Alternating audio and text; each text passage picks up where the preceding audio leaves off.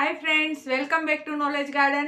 આજે ધોરણ 9 ની અંદર ચેપ્ટર 7.2 આપણે શરૂ કરવાના છીએ. આનાથી પહેલાં મેં તમને પ્રમેય આપ્યો તો એ પ્રમેય તમે ધ્યાનપૂર્વક જોયો હશે કે કેના નિયમનો આપણે અહીંયા ઉપયોગ પણ કરશું. તો હવે શરૂ કરીએ આપણે દાખલા નંબર 1. દાખલા નંબર 1 જરાક મોટો છે પણ ધ્યાનથી સમજશો તો આવડી જાય એવો છે. આપણે ખાલી નિયમો યાદ રહેવા જોઈએ. દાખલા નંબર 1માં તમને રકમ આ રીતે કીધી છે કે જેમાં AB અને AC સરખા હોય તેવો સમદ્વિભુજ ત્રિકોણ ABC દોરો. જો અહીંયા તમે ત્રિકોણ તૈયાર કરીને રાખેલો જ છે.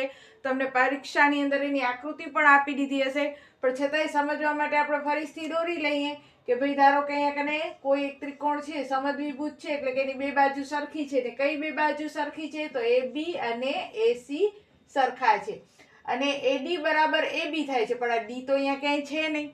તો આગળ કીધું છે કે તેવું બિંદુ D એ BA પર લ્યો, એટલે આ BA ઉપર આપણે બિંદુ D લેવાનું છે. આ BA ઉપર બિંદુ D લીધો. જો આ BA ઉપર બિંદુ D લીધો અને BA ઉપર બિંદુ D લ્યો કે જેથી BCD, તો BC અને D એ કાટખૂણો થાય. એટલે આવી રીતે આપણે આકૃતિ બની જાય. પણ તમને અત્યારે તો રકમમાં આકૃતિ આપેલી જ છે. તો જુઓ અહીંયા કને મેં દોર્યો છે પેલા ત્રિકોણ ABC દોરી નાખ્યો. આ A, B અને C આકૃતિ જરાક ઉલટી સાઈડ દોરેલી છે એટલે તમને બરોબર સમજાય. તો આ ત્રિકોણ મારો ABC, જેમાં AC અને AB કેવા છે? સરખા છે, એટલે કે સમદ્વિભુજ થયો.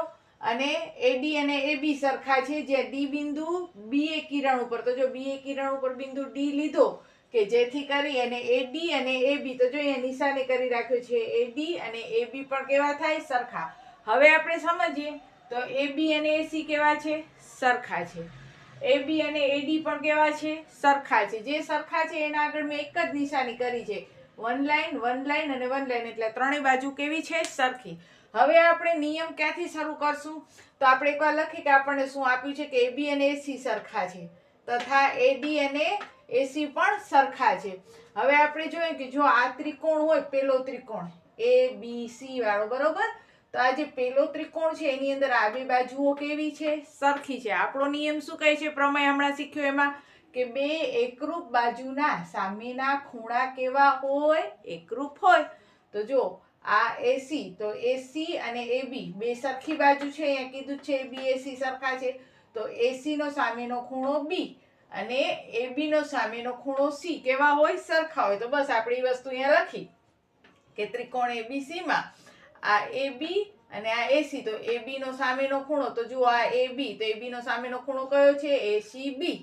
અને AC નો સામેનો ખૂણો, તો આ AC, તો AC નો સામેનો ખૂણો કયો છે? ABC. બંને સરખા છે. એને આપી દો પરિણામ 1. સિમ્પલ થઈ ગયો. નીચેનો ત્રિકોણ લીધો, એના બે બાજુઓ એકરૂપ, તેની સામેના ખૂણા પણ એકરૂપ. હવે ઉપરનો ત્રિકોણ લ્યો. શું નામ છે એ ત્રિકોણનો? તો ACD લખો, DAC લખો અથવા CDA લખો, કોઈ પણ ત્રિકોણ આખો આવો જોઈએ. હવે એની અંદર આપણે આગળ કઈ બે બાજુ સરખી છે? AC અને AD સરખા છે. વળી એ જ નિયમ ફોલો કરો કે આ બે બાજુ કેવી છે? સરખી. તો આ બાજુનો સામેનો ખૂણો આ થાય, એટલે કે ADC, બરોબર? આયરો ADC. અને આ બાજુનો સામેનો ખૂણો આ થાય, એટલે કે DCA. તો DCA, ક્યાં ગયો આયરો? DCA. હવે જો તમે ACD લખો કે DCA લખો, એનાથી કઈ ફરક નથી પડતો. આપણે તો આ જે બાજુ છે એનો સામેનો ખૂણો D, એટલે વચમાં D આવવો જોઈએ. અને આ સામેનો ખૂણો છે એની સામે C, એટલે વચમાં C આવવો જોઈએ. વચમાં C લાવવા માટે તમે DCA પણ લખી શકો ને ACD પણ લખી શકો. તો આ મળી ગયું આપણને પરિણામ 2. બે સ્ટેપ તો એકદમ સરળતાથી તમને સમજાઈ ગયા. નીચેનો ત્રિકોણ, એને આ બે એકરૂપ બાજુઓ, એના સામેના ખૂણા એકરૂપ. ઉપરનો ત્રિકોણ, એની એકરૂપ બાજુઓ, એના સામેના ખૂણા પણ કેવા થાય? એકરૂપ. કારણ કે નિયમ છે કે એકરૂપ બાજુના સામેના ખૂણા એકરૂપ હોય. તો એ બે ત્રિકોણ ઉપરથી આપણને બે પરિણામ મળી ગયા. હવે આપણે શું કરવાનું? તો આપણે સાબિત કરવાનો છે BCD કાટખૂણો છે. જો આયરો BCD, આ કાટખૂણો છે એ સાબિત કરવો છે. હવે કાટખૂણો સાબિત કરવા માટે આપણે શું કરશું કે આપણને જે પરિણામ 1 અને 2 મળ્યો છે ને એનો આપણે સરવાળો કરીએ. હવે પ્રશ્ન એ થાય સરવાળો શું કામ કરીએ? તો ધ્યાનથી તમે જોશો તો આ ACB અને ACD, તો જો આપણે પેન હલાવીએ ACB ને ACD થી શું થાય છે? આનો પેલો ACB છે ને આનો પેલો શું છે? પરિણામ 1 નો પેલો ACB ને પરિણામ 2 નો ACD. તો જુઓ ACB એટલે ACB એટલે આ ખૂણો મળ્યો, બરોબર, અને ACD એટલે આ ખૂણો મળ્યો. આ બે ખૂણા ભેગા થાય તો આપણને આખો DCB અથવા BCD મળે, જેનું આપણે કામ છે, કારણ કે આપણે તો એને જ કાટખૂણો સાબિત કરવાનો છે ને. એટલે આપણને તો આખો ખૂણો જોઈએ છે. તો આખો ખૂણો કેવી રીતે બને છે? જો આખો BCD આખો ખૂણો કેવી રીતે બને છે? તો DCA વત્તા ACB થી બને છે ને. તો આપણે જોઈએ ACB અને DCA એ બંને પરિણામ 1 અને 2 માં છે, એટલે પરિણામ 1 અને 2 નો આપણે સરવાળો કર્યો તો ડાબી બાજુ વત્તા ડાબી બાજુ, એટલે કે ACB આ ACB વત્તા ACD બરાબર જમણી બાજુ વત્તા જમણી બાજુ, એટલે કે ABC વત્તા ADC, બરાબર. બે ડાબી બાજુનો સરવાળો બરાબર બે જમણી બાજુનો સરવાળો.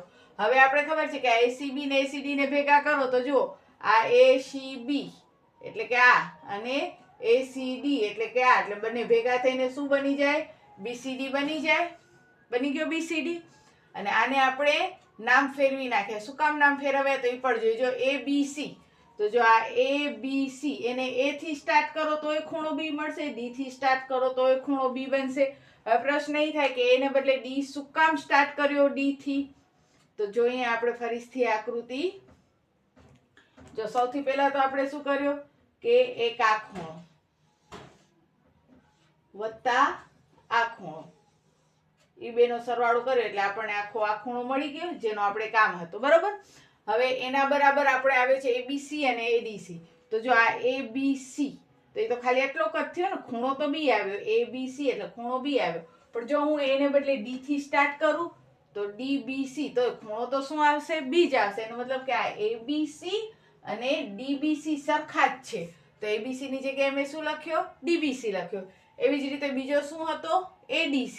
તો જુઓ ADC હવે A થી સ્ટાર્ટ કરું તો એ ખૂણો D એટલો જ મળશે ને, B થી સ્ટાર્ટ કરું તો એ ખૂણો D એટલો જ મળશે. એટલે ADC ની જગ્યાએ મેં શું લખ્યો? અહીંયાથી સ્ટાર્ટ કર્યો BDC. આ અધૂરેથી સ્ટાર્ટ હતો, એને મેં પૂરેથી સ્ટાર્ટ કર્યો BDC. હવે એનાથી મને ફાયદો શું થશે? જો હું આ અધૂરા રાખું છું ને તો મને ખાલી આ બે નાના ત્રિકોણ જ મળે છે. પણ જ્યારે હું એને અહીંયા પહેલેથી સ્ટાર્ટ કરું છું ખૂણા B માટે, એને બદલે હું D થી સ્ટાર્ટ કરું છું, અને અહીંયા ખૂણા B માટે પણ એની જગ્યાએ D થી અને ખૂણા D માટે પણ એની જગ્યાએ B થી સ્ટાર્ટ કરું છું, તો મને આ આખા મોટા ત્રિકોણનું માપ મળશે. અને BCD છે એ મોટા ત્રિકોણમાં જ આવે છે, BCD, બરોબર. આ BCD છે મોટા ત્રિકોણમાં આવે છે, એટલે મને આ મોટા ખૂણા ખપતા હતા ત્રિકોણના, એટલે મેં BDC અને શું કર્યો? BDC લીધો એક અને એક લીધો DBC, એટલે આ મોટો ખૂણો આવે. એટલે કે જે અધૂરેથી સ્ટાર્ટ હતો એને પૂરો લીધો. એનાથી કાંઈ ફરક પડશે નહીં, કારણ કે આપણો જવાબ સાચો જ કહેવાશે કે આ ABC. તો જો આ ABC એને ABC કરું તો એ ખૂણો બી એટલો જ રહેશે. અહીંયાથી એને વાંચી શકાય, બે નામ એના સામાન્ય છે. તો એવી રીતે આપણે લીધો. હવે આપણે લેવાનો મોટો ત્રિકોણ DCB. તો જો આખો મોટો ત્રિકોણ આપણો DCB. અહીંયા નામ જરાક ઝાંખા થઈ ગયા છે એટલે આપણે ફરીથી લખીએ.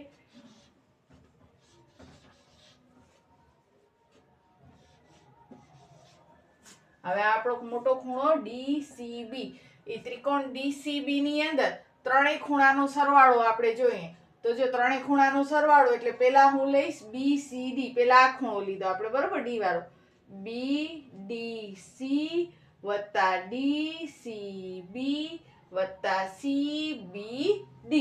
ત્રણેય ખૂણાનો સરવાળો કેટલો થાય? 180. ફરીથી એકવાર સમજો, ત્રિકોણના ત્રણેય ખૂણાનો સરવાળો 180 થાય. તો તમે કેવી રીતે સ્ટાર્ટ કર્યો?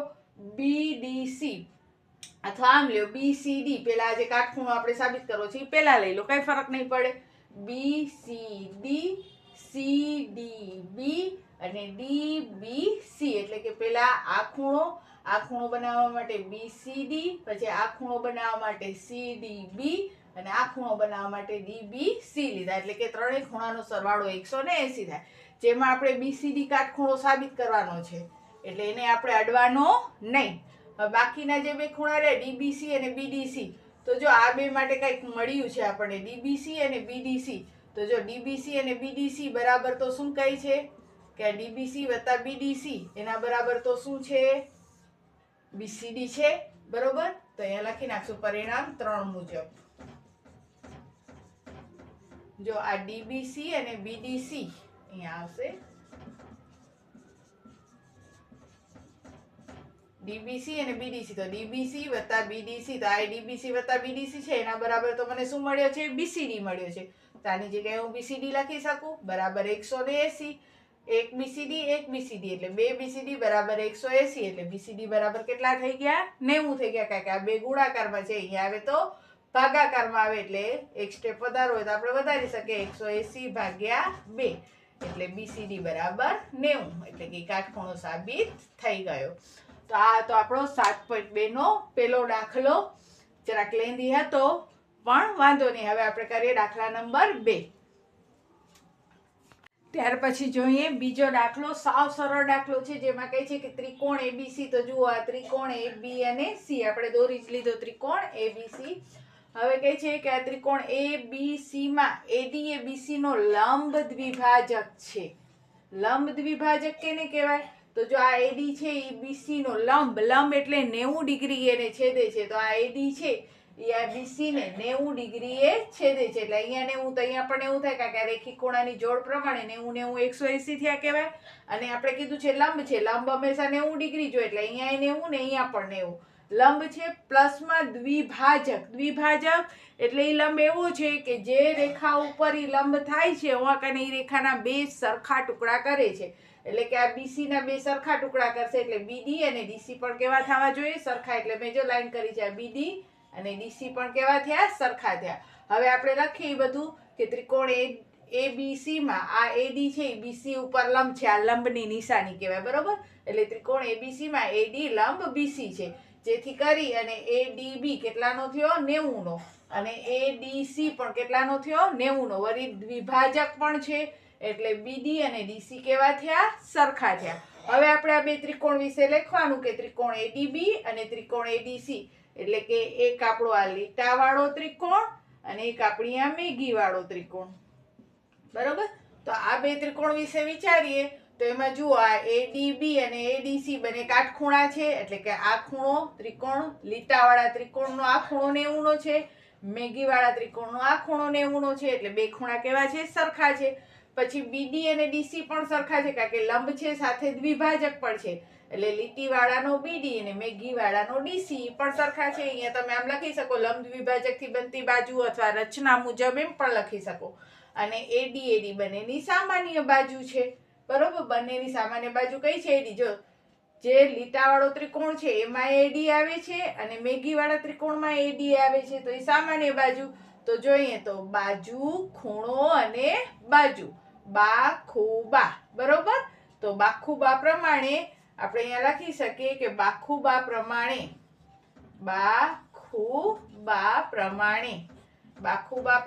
આ બંને ત્રિકોણ કેવા થઈ ગયા? એકરૂપ થઈ ગયા. જો ત્રિકોણ એકરૂપ થઈ ગયા તો બાકી રહી ગયેલી બાજુઓ, તો બાકી રહી ગયેલી બાજુ કઈ છે? એબી અને એસી પણ કેવી હોય? સરખી હોય. અને જો એબી અને એસી સરખી હોય તો આ ત્રિકોણ એબીસી ની બે બાજુ સરખી થઈ ગઈ, તો એ શું કહેવાય? સમદ્વિબાજુ કહેવાય. તો આ થયો આપણો દાખલા નંબર 2. બહુ ઈઝી છે અને રોકડા માર્ક્સ તમે લઈ શકશો આના પણ. તો આજે કર્યો આપણે 7.2 નો દાખલા નંબર 1 અને દાખલા નંબર 2. તારું તો એક ભેગા જ બધા કરાવી શકીશ, પણ તમે બોરિંગ થઈ જશો અને મગજમાં પછી ઘણું બધું ઉતરશે પણ નહીં. તો આજના વિડીયોમાં આટલો જ છે. એક રિક્વેસ્ટ છે કે જેટલા પણ તમારા સ્ટાન્ડર્ડ 9ના ફ્રેન્ડ્સ છે એને આ વિડીયો શેર કરજો, જેથી ઘણા બધા વિદ્યાર્થીઓ એવા છે કે જે કોઈ ક્લાસીસમાં કે ટ્યુશનમાં જઈ નથી શકતા અથવા આવડી મોંઘી ફી નથી ભરી શકતા. તો એ બધા જ વિદ્યાર્થીઓને આ નોલેજ ગાર્ડનની ચેનલ દ્વારા લાભ મળે અને વધુને વધુ લોકો ભણી શકે, વધુને વધુ વિદ્યાર્થીઓને ફ્રી શિક્ષણનો લાભ મળે. ને એના માટે તમે વધુને વધુ વિદ્યાર્થીઓને શેર કરજો, તો એ બધા વિદ્યાર્થીઓને આનો લાભ મળે. તો બસ આજના વિડીયોમાં 7.2ના દાખલા નંબર 1 અને 2 તમે અહીંયા સમજી લીધો, પછી નોટમાં મોઢે કરજો તો તમને દાખલા વધારે આવડશે. બસ તો હવે સૌ ભણે, સૌ આગળ વધે. જય હિન્દ, જય ભારત.